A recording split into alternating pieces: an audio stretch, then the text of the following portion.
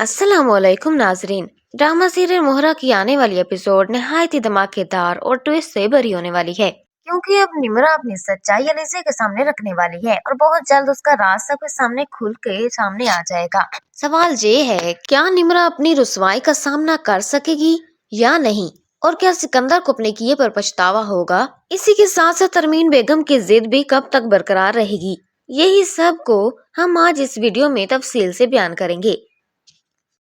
تو ناظرین، جس طرح انوشی نے آخری بار سکندر سے کہا تھا کہ مکافات عمل کی چکی آہستہ آہستہ چلتی ہے مگر پستی بہت جلدی ہے، اب وہی وقت سکندر پر آ رہا ہے جس غرور اور تکبر پر وہ اکڑتا تھا، اب وہی غرور اس کی بربادی کا سبب بننے والا ہے۔ انوشی کی بددعائیں اور سکندر کی غلطیاں اب نمرا کی قسمت میں درد اور آزمائش بن کر سامنے آ رہی ہیں۔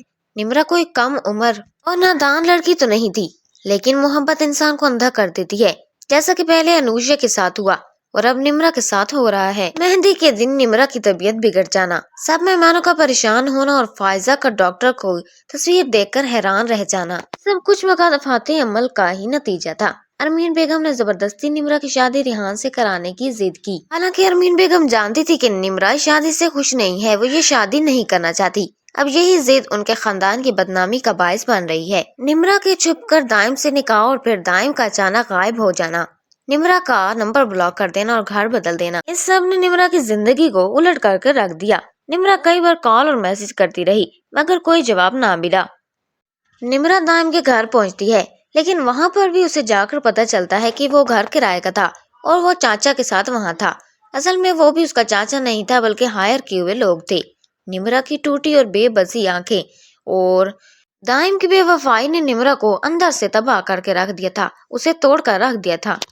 دوسری طرف نمرا کی ریحان سے ہونے والی زبردستی کی شادی اور اس کی اپنی پریگنینسی کی حقیقت اسے مزید توڑ دیتی ہے۔ صبح کے وقت جب علیزہ نمرا کی خیریت پوچھنے آتی ہے تو نمرا روتے ہوئے اسے ساری حقیقت بتا دیتی ہے کہ وہ دائم کو چاہتی اور ان دونوں نے نکاح کر لیا تھا۔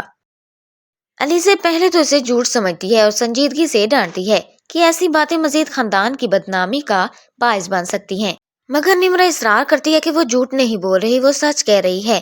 علیزہ نمرا سے کہتی ہے کہ تمہارے پاس کوئی نکاح کی فوٹو، نکاح نامہ یا گواہان؟ نمرا کہتی ہے کہ اس کے پاس نہ تو نکاح نامہ ہے اور نہ ہی دائم کا کوئی اتا پتا، دائم پتہ نہیں کہاں چلا گیا ہے۔ علیزہ یہ سب کچھ سن کر حیران رہ جاتی ہے اور کہتی ہے کہ شاید دائم نے نمرا کو دھوکہ دے دی، لیکن نمرا ٹوٹے دل کے ساتھ کہتی ہے کہ نہیں، دائم ایسا نہیں کر سکتا، اس نے مجھ سے محبت کی تھی، وعدے کیے تھے، قسمیں کھائی تھی، وہ اسے چھوڑ نہیں سکتا۔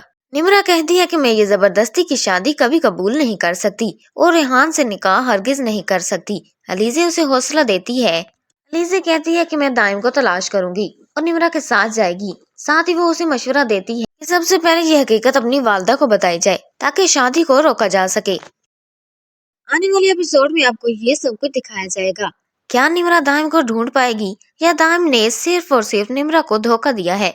اگر آپ کو ہماری ویڈیو پسند آئی ہو تو چینل کو سبسکرائب اور ویڈیو کو لائک ضرور کیجیے گا۔ ملتے ہیں ایک نئی ویڈیو کے ساتھ، اتنے تک کے لیے اللہ حافظ۔